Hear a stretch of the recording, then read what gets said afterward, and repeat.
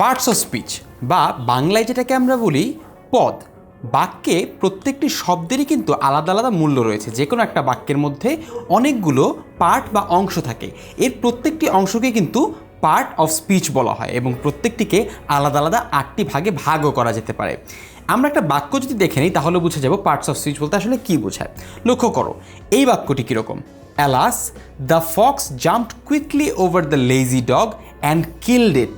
এই বাক্যটির প্রত্যেকটিকে যদি আমরা আলাদা আলাদা করে ভাগ করি তাহলে আমরা এই 8টি পার্ট অফ স্পিচ এখান থেকে খুঁজে বের করতে পারবো। এক এক করে দেখে নেই।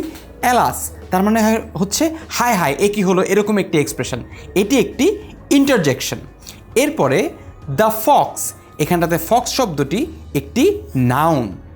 এরপরে আমরা পেয়ে যাচ্ছি জাম্পড, জাম্প শব্দটি একটি ভার্ব।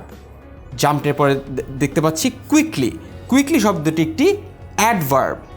এরপর আমরা দেখতে পাচ্ছি ওভার, ওভার শব্দটি একটি প্রিপোজিশন। এরপর আমরা দেখতে পাচ্ছি লেজি, লেজি শব্দটি একটি অ্যাডজেক্টিভ। আবারও আসছে ডগ, ডগ আবারও নাউন, এখানটাতে দুটো নাউন আমরা দেখতে পাচ্ছি। ডগের পরে আমরা দেখতে পাচ্ছি অ্যান্ড, অ্যান্ড আমাদের কনজাংশন। এরপরে আবার আরও একটি ভার্ব আসছে কিল্ড, কিল্ড শব্দটি হচ্ছে একটি ভার্ব, আমরা আরও একটি ভার্ব দেখতে পাচ্ছি। এবং সর্বশেষ শব্দ ইট, ইট হচ্ছে একটি প্রোনাউন।